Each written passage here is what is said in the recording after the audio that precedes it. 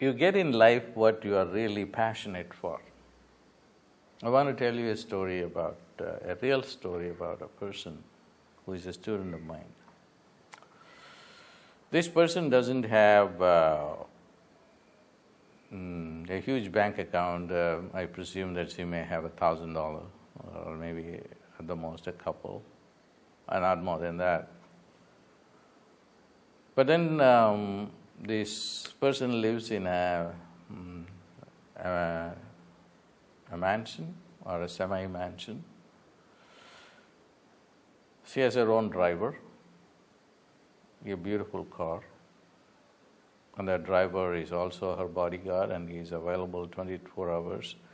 So he sleeps in the same building so that he is available anytime she wants him to go anywhere. And he's also taking care of all kinds of errands that she wants to run. And plus she has her own maid, and who cleans the house and who is also responsible for washing her clothes so that she doesn't have to even rinse her blouse. Everything is done by the maid. And she has also a chef who comes and cooks her breakfast, which is like spinach in the morning, like a spinach pollock, and prepared in a certain way according to some Ayurvedic prescription. And she comes in the afternoon for her to cook her lunch, and then in the evening to cook her dinner. And I suggested to her that maybe you should consider having the maid to come once a week instead of every day. And she was not willing to compromise. And then I suggested, why not at least 3 days a week the maid can come, so that you can cut down the expenses on the maid. She did not even accept that proposition. She wanted the maid every day. And she has been able to keep the maid every day.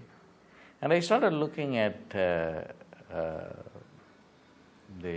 what can the maid do every day in a house where only one person living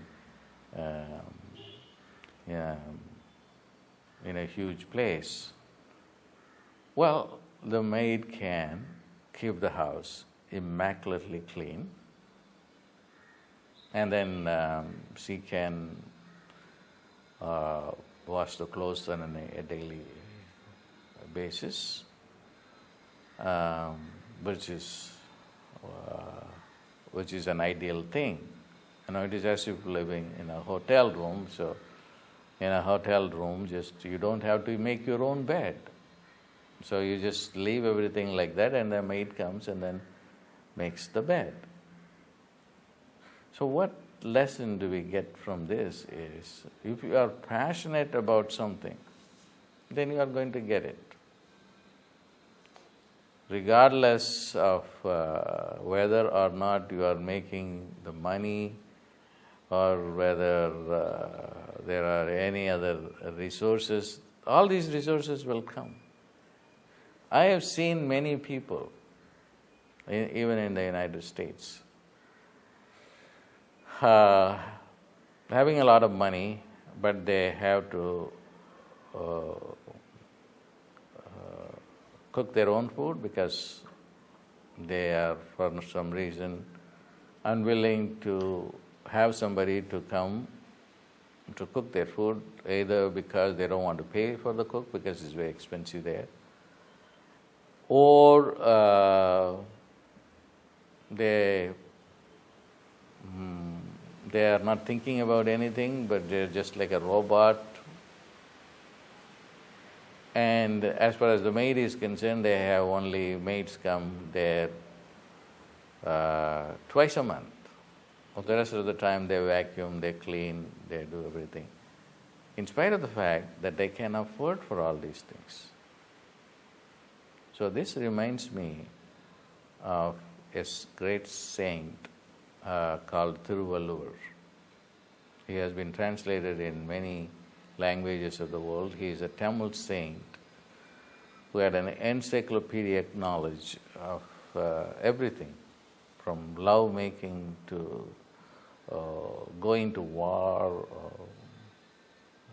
or economics or any subject you mentioned. He has dealt with every one of them in his book, in his poems called Tirukkural, and his name is Thiruvalluvar. And he's a wizard himself. He says, it doesn't mean how much money you have. You have to have a destiny to enjoy that money. If you don't have the destiny to enjoy the money, you will not be able to use the money on yourself. Vaguttan vagutta vagayallal kodi toguttarkum tuittal aridu. You may be a millionaire, but then you'll still be vacuuming your floor or washing your clothes. Unlike this student of mine whom I have said wanted a maid on an everyday basis,